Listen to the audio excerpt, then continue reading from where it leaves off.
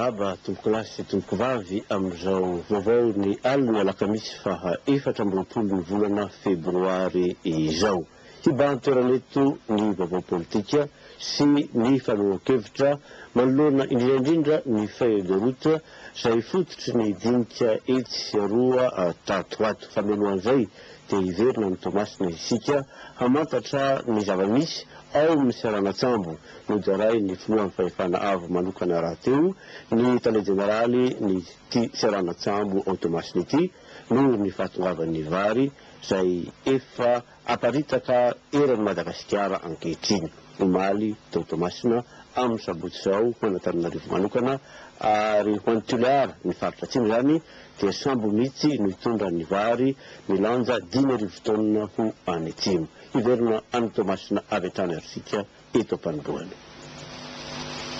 Hitanareo amin'izao zany fa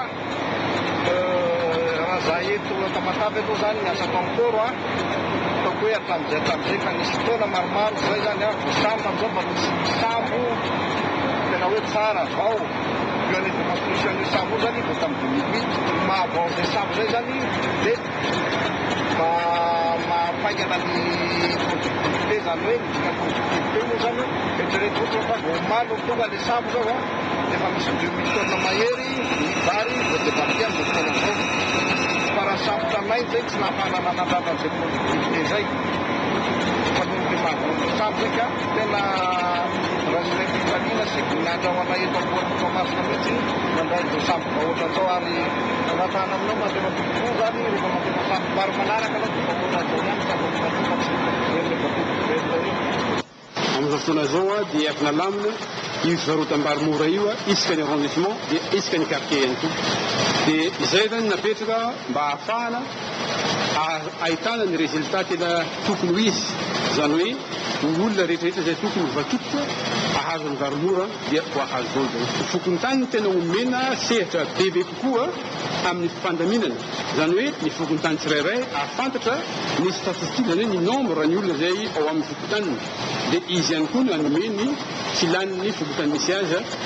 miakatra aty amin'ny tompona ndraikitra amin'ny fizaran'ny vary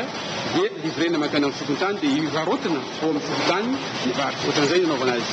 Ao zany ny société anankiray izay mitsinjara ny vary dia eo ihany koa ny comité izay natokana manokana miaraka amin'ny olona anaty fokotany io miaraka amin'ny commune ary miaraka ihany koa amin'ireo izay natokana hivarotra ka ireo rehetra ireo no miara-mientana mijery ny nombre ny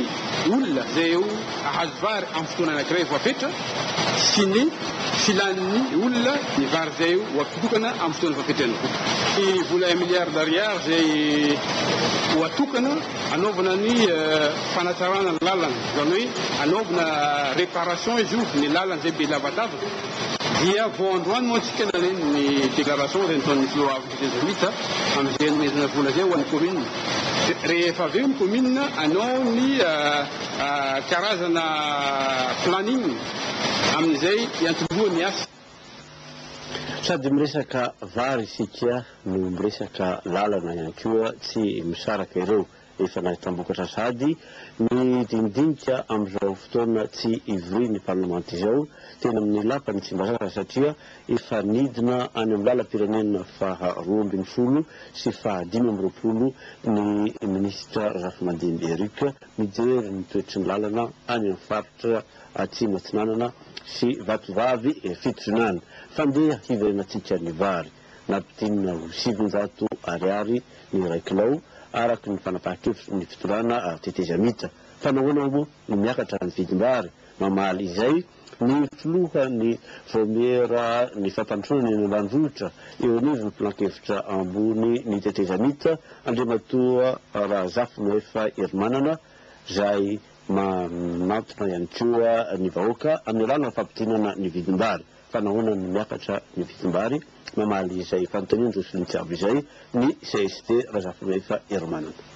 Firenena maro aty Afrika miaina ao anatin'ny krizy ara-tsakafo isan'izany Madagasikara.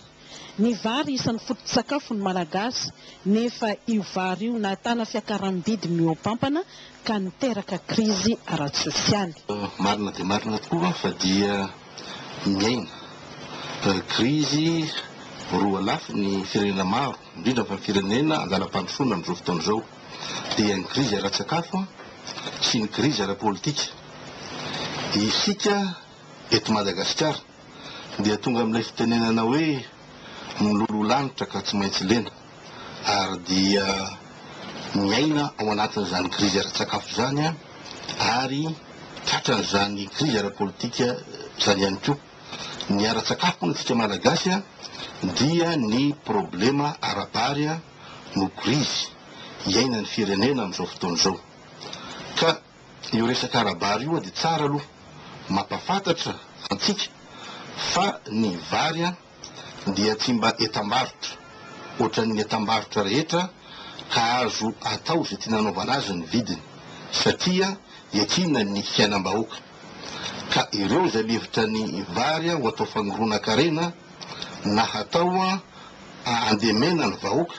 na atao fitaovana ara-politika dia tsy mendrika ny firenentsika zany. Amin'izao fotoana izao ny fitondram-panjakana dia manao ezaka lehibe amin'izao problema ara-bary izao dia nanafatra vary 4 taona izay amidy amin'ny vahoaka amin'ny vidiny 700 ariary. Zany hoe mbola ambany noho ny vidiny taloha tamin'ny 2 taona lasa sy ny 3 taona lasa zany vidim-bary izany, na dia midangana izay tizy ary ny vidim-bary amin'izao fotoana izao eran-tany. Ka tika moa tsy maintsy manafatra satria dia tsy ampy ny voka-bary. Ka rehefa misy krizy ara-bary ohatran'izao dia misy ny atao hoe ny ezaka, fohy ezaka fipetratra tsy maintsy raisina, izay raisiny ny fitondram-panjakana amin'izao fotoana izao ary isaorana amin'ny filoham-pirenena moa fa dia miditra trehatra amin'ny vatana mihitsy izy amin'izany fanomezana vary mba ahafahan'ny vahoaka misakafo sy miaina ara-dalàna. Notsindriany teto ny vahaolana ivoana amin'ny krizy politika dia ny fanaovany tsininy feuille de route izay nalaina tamin'ny fifanarana teo amin'ny malagasy samy malagasy. Ny zavatra fantatra amin'izao fotoana izao dia misy ilay atao hoe feuille de route izay tsy ohatry ny any amin'ny firenen-kafa izy io fa dia tsika samy malagasy no nanao dinidinika misy fifanarahana le hoe accord politika izay no narafitra zareo SADC nazahoana amin'io feuille de route io. Ka io zany dia araky ny afo nataon'ny filoham-pirenena moa dia misy ilay dinidinika izay atao amin'ny herinandro ambony iantsona ny mpanao politika indrindra moa fa reo filohana toko dia heverina fa dia tsy fanaovana soni ohatran'izay soni natao hatramin'izay izy io fa dia tena hoe famaranana mihitsy ny krizy ary tena hoe dingana ray lehibe izay raikitra eo amin'ny tantara ny firenena mihitsy zany andro zany, satria ny antoko maro izay tapa-kevitra amoaka ny firenena amin'ny krizy dia tokony vonona anatrika an'izany, ary ireo izay mbola misalasala kosa moa na ireo izay tena hoe mieritreritra hoe tsy hanao an'izany dia misy demokrasia eto Madagasikara zoany tanteraka zany, ary afaka tsy manao soni izy ireo, ary afaka mijanona ihany koa mivoaka ny sehatra ny amin'izao fotoana izao dia lasa mpanohatra izy ireo. Fa ny hery politika rehetra zany sy filohana toko politika rehetra dia manao antso avy zay mba ho tombotsoam-pirenena, ho tombontsoan'ny vahoaka malagasy izay vonona andray ny fahefana ary amerina zany fahefana zany any amin'ny vahoaka zany amin'izao fotoana izao ny fahefana, ary amerina anondro an'izay olona fidiny na ny filoham-pirenena zany na reo olom-boafidy zany dia zay fahefana zay averina any amin'ny vahoaka zay zany dia ny vahoaka no amerina azy, no andray azy ary safidy ndreo olona zay tiany hitondra ny tany sy ny firenena amin'ny alalan'ny fifidianana maro samihafa. Ka iroso amin'ny tena dingana farany amin'ny famahana ny krizy zany tsika aoriana ny fanaovan-tsony io dia ny fifidianana maro samihafa, ny fifidianana filoham-pirenena, fifidianana ny solombava-bahoaka, fifidianana ny sénateur sy ny sisa izay ihany no ahafahantsika miala amin'ny krizy. Zany hoe raftinina zany dia any am-pelatànany vahoaka ny fahefana manomboka an'io ary ny fifidianana no anendrena izay tiany hitondra ny tany sy ny firenena. Hiroso lalina amin'ny feuille de route amin'izay ary isika ho toy izay fanazavana Andriamatoa Razakonefa Hermanana izay hoe ny amin'ny lapa-panjakana Mahazarivo avy hatrany lapa nandraisan'ny Prime-ministre lehibe ny gouvernemanta any Dr Leonardo Simao tamin'ny antoandro teo. Tatitry ny namana Lanto Malala Rasata eo amin'ny marika Rakoto Malala. Naharitra iray ora ny fihaonana délégation nampalahelo ny raisam-pirenena izay tarihan'ny Leonardo Simao tamin'ny Prime-ministre lehiben'ny gouvernemanta androany. Nahitana ihany koa ny ambassadorny Maurice mipetraka eto Madagasikara ary ny ambassadorny Afrika Atsimo. Mitohy ny dinika amin'ireo enclave sy hery politika eto amin'ny firenena hoy ny Dr Simao ary manana fanantenana ry zareo amin'ny fahatsarany fanelelana amin'ny ankapobeny sy voahana amin'ity krizy efa orotaona ity. Marina fa misy ny fitarazoan'ny toedraram-pirenena eto Madagasikara ho ihany izy eo amin'ny fanelelana amin'ny olana politika saingy mbola mialanenina izahay hoy ny Dr Simao mba tsy sin'ny resabe rehefa avy eo na ny fanovana. La plupart des forces politiques du pays sont favorables à la feuille de route. Ils sont soumis à la médiation, proposition d'amendement ici et là, mais toujours avec l'esprit d'améliorer la proposition. Il y a la mouvance ZAF et le RACERAC ont déclaré qu'ils ne veulent pas participer, mais c'est leur droit de toute façon de ne pas participer. Et la mouvance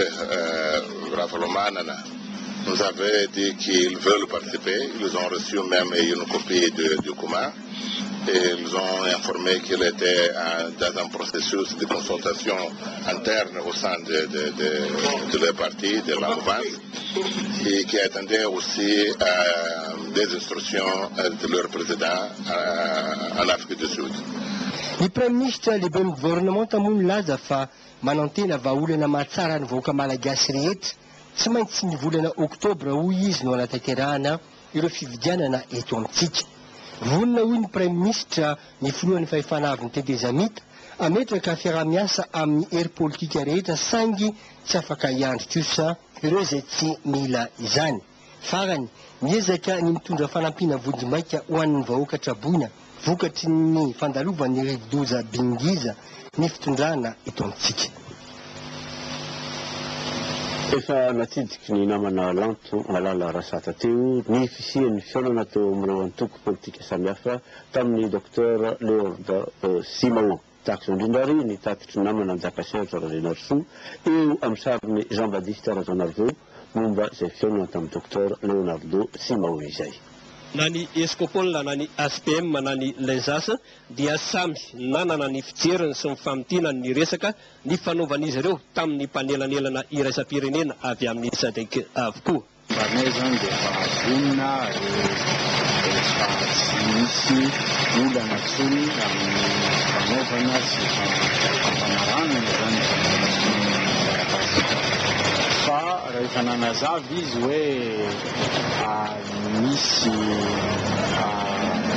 eo misalasala zany naneho fahavonana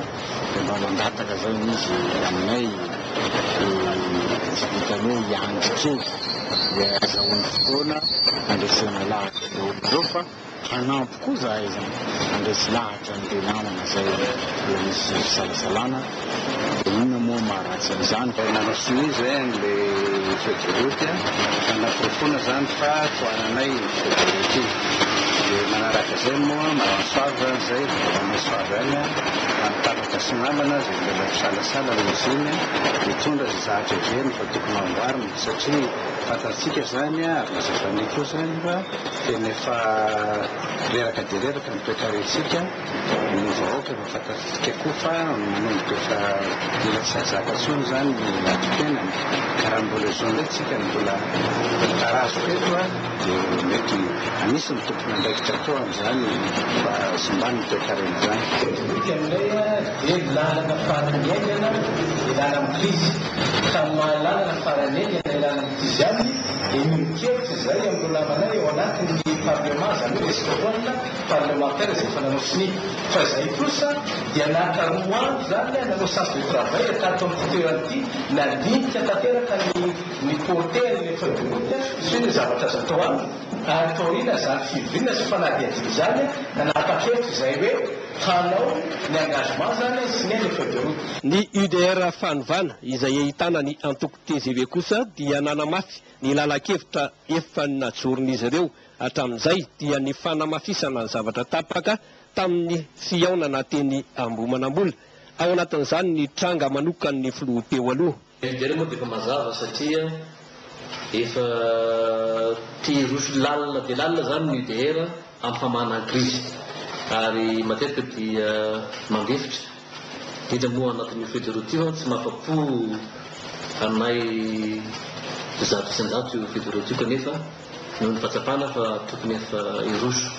amin'ny fametrahana ny rafitra ny tetezamita zany ny firenena dia nitresaka tamin'ny docteur Semao zany zahay mikasika ny hoe tokony atao malaky ary apetraka aingana ny rafitra aorinan'ny fanaovana somian'ny feuille de route. Tamin'ny taona folo sy roa arivo mbola nitoy tamin'ny taona raiky amby folo sy roa arivo ty tamin'ny taona tamin'ny volana janvier dia nifampidina foana ny UDR sy ny TGV niaraka tamin'ireo mouvance ravalomanana ireo. Nibetsaka amin'izy ireo nefa tapa-kevitra iroso amin'ny fiaraha-mitantana ny tetezamita fa misy koa ny sasany mbola miziriziry ka ohatran'ny mampalahelo ihany ny misy zavatra efa nifanarahana niarana anaiky tamin'ireny dinika teny amin'ny legnitsy ireny raha tsy laza zahay mikasika ny hoe ka n'andriamatoa filoha teo aloha Marc Ravalomanana dia niarana anaiky ny rehetra fa tsy tokony mbola eritreretana aloha zany hoe ny fiverenany amin'izao fotoana izao fa ao anatin'ny filaminana tanteraka no tokony iverenan'andriamatoa Ravalomanana eto amin'ny firenena. Nitsindrian'Andriamatoa Penja Urbain, sekretera général lefitry ny UDR Fanovana, fananaiky io fanapahan-kevitra io ny délégationna avy amin'ny firehana Ravalomanana niarany dinika tamin'izy ireo. Misy arak'izany ny antsoavo ataon'ny UDR Fanovana. Misy moa ny antsoavo nataon'Andriamatoa filoha Taleta Matavy dia manamafy izahay atao amin'ny UDR fa tsy tokony lalaovina intsony ny vahoaka malagasy fa soniavina ny feuille de route amin'ny herinandro ambony dia ajoro ny rafitra ny tetezamita iaraha-mitantana ary ho atretsika ny fividianana manomboka amin'ity taona raiky amby folo sy roa arivo ty ho fametrahana ny rafitra ny repoblika faefatra. Tsara ny manamarika fa samy maniry ny fampiarana haingana ity sorodalana ity ireo vondrona toko efa niona tamin'ny docteur Leonardo Simao sy ny délégationna tariny.